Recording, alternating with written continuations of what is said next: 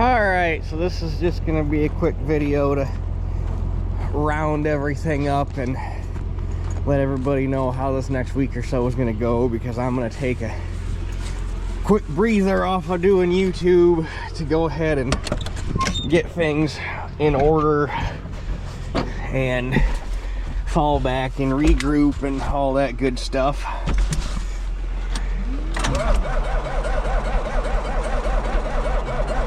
Come on, darling.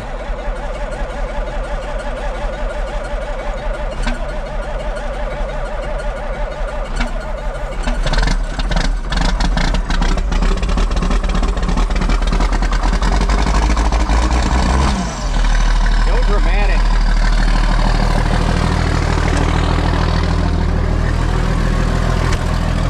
So, for starters, my uncle's 40, actually it was 42.8 according to the planner monitor. Went 6,900 and some change bushels, almost 7. It was, I was like 20 bushel or 30 bushel away from making 7,000 bushel. I didn't quite get there. Went 163 bushel an acre even, which was better than I thought it was going to do. I figured I was going to struggle to make it past 150, and we made it to 163, so I'm happy with that. Hold on. Sorry, the neighbor's little, like, I think it's like a toy Yorkie, just a little teeny tiny ankle biter thing. It meandered its way over here. What was I saying? Oh yeah, so 163 bushel an acre. It's better than what I thought was running. And if the test weight would have been better, it would have been better yet, but the test weight averaged, it's 51 something was the average test weight. So could have been better, could have been a heck of a lot worse, so we will take that. And then I went yesterday. God, I hate it when it gets this cold out and you're still trying to do stuff, because everything's harder with gloves on. I went yesterday and did check that field that we had the possibility of doing some custom work with, and had to do a pass on that. Hold on here, let's get this thing started.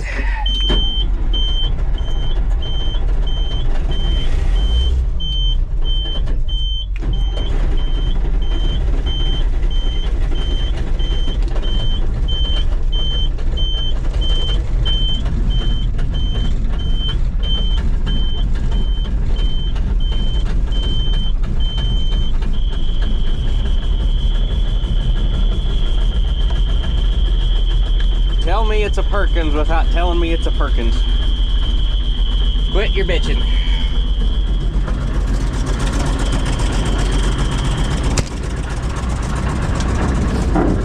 So anyway, I went and looked at that field, and let me get my gloves back on here.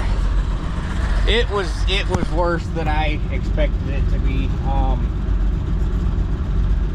At one point they had an R52 gleaner with straddle dual for rear wheel assist, an International 1666 with rear wheel assist and rice and cane tires, a backhoe, and an Alice FW220 four-wheel drive, all stuck at the same time within like a 75-foot circle. And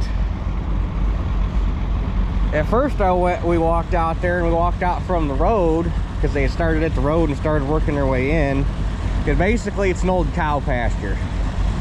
It's at a dairy farm. He's kind of farming it as a favor to the dairy farmer, and he should have just let that favor slide, because this is the first year row cropping it. They took it out of pasture because they just upgraded the dairy, and it's all robotic, and basically the cows are spending most of their time inside the barns now. Which, whether or not you agree with taking cows off of pasture, and that doesn't have to be, that's not what this is about. But anyway, there's a very obvious reason that back when great-granddad, whoever it was, I think that's a third-generation dairy farm now, back when they were laying that farm out, said, okay, this east side of the farm here, this is where we're putting the pasture. because you can tell there is just springs and nasty ground everywhere. But I went and looked where we walked out from the road where they had started first, and there was just like one spot where he'd been driving across and he went down and the rest of the ground looked fine. I'm like, oh, this isn't too bad. He said, well, I'll take you out here in the center where we got stuck real bad. And I was like, oh. So we hop in the truck, he drives me around to the center of the field, and if you took a picture of it black and white and threw some barbed wire in there, you just swore to God it was a picture of no man's land in France in 1918. I mean, it looked like a war zone. And like I say, they had two combines, a backhoe, and a four-wheel drive all stuck, and they had to bring a 550 quad track over to get everything pulled back out. And I was like, I told him I felt real bad for him because he's got a mess on his hands. But I was like, if I had a mud hog so that I didn't have to worry about dragging the back axle, it'd be one thing. But I don't want to find out exactly what those tracks are capable of. I don't want to find that point. And I was like, I don't want to come over here and break my shit. And we made it through the season without any major issues other than a couple snouts. I told him, it's like, I can't, for 6 acres, I can't make enough money to offset the cost if I went over there and broke something major. So I was like, I told him, I said, I'm sorry, I can't. I can't. So we passed on that job. So today I made an adapter fitting to put on the nurse tank so I could hook a garden hose to it. And I brought my gas power washer over from my house so that I can wash stuff up here. That way we don't make that driveway down at the house a mess. And today I'm hoping to get the 4450 in the cart cleaned up so that I can take that back where it belongs, hopefully tomorrow. And I want to get the 8700 cleaned up so we can get the tracks off, get the tires back on. I can get it over in the barn, and I'll see where that gets me, because it's going to take a while to get the nurse tank cleaned up. But I've got to get the head off the 87, get it blown off, start getting it cleaned up before I can even power wash it. I had the tracks cleaned up good, and then I drove it up out of the field, because I drove it to the edge of the field when I got done shelling. Like, the front of the tracks were up in the yard, and I'm like, okay, surely this will be far enough out of the field that it won't drop a bunch more mud on the common. No, I was wrong. I had the tracks all nice and cleaned off, and then I drove it the 50 yards up onto the hill to park it for the night, and they're covered again. So but like I say, hopefully I want to get that and that cleaned up today, and then hopefully tomorrow I can get the grain trucks cleaned up and possibly get the 7300 cleaned up. The combines are not going to get a good going over like what I would normally do. I just want to get the mud cleaned off of them, at least get them to where they're not dirty getting put away. Because basically I've got today, I actually think it's supposed to snow tomorrow and Sunday, hopefully not much. Because if it's snowing too hard, I ain't gonna power wash, because I've done that before and it's just, it ain't worth it. But I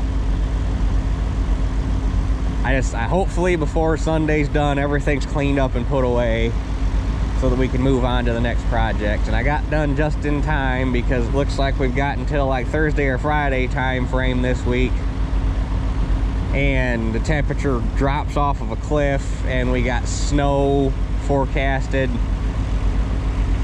I think most of the 15-day forecast from here on out has snow forecasted in it. And then, like I say, the temperatures toward the tail end of this week drop off, and it goes from, you know, mid to upper 30s to biting ass cold like that. So I guess winter finally decided to show up. But there's no corn left to shell. Everything's done. As long as I get everything washed up before that happens, it can do whatever it wants after that.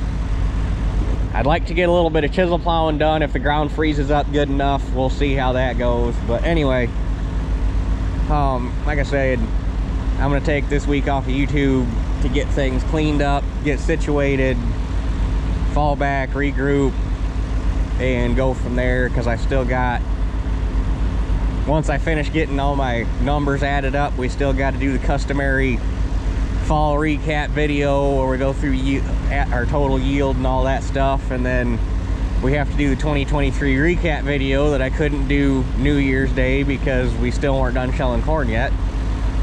So those will be the next 2 videos you'll see coming up probably toward the tail end of this week.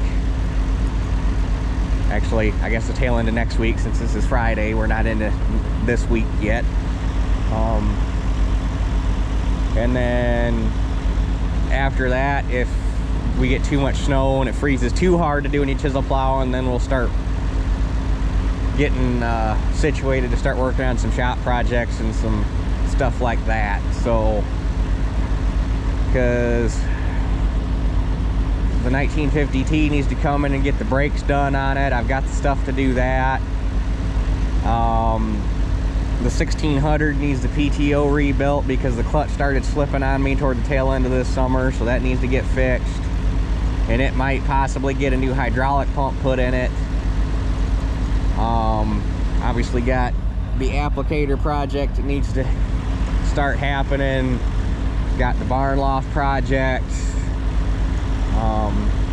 On top of if we can manage to squeak any tillage in here before things go completely to hell. So, but anyway, I had to get the nurse tank down and get it filled with water, and I'm gonna start working on getting the head off of this and cleaning it up. So I guess with that being said, that's it for this one. We'll catch you guys on the next one.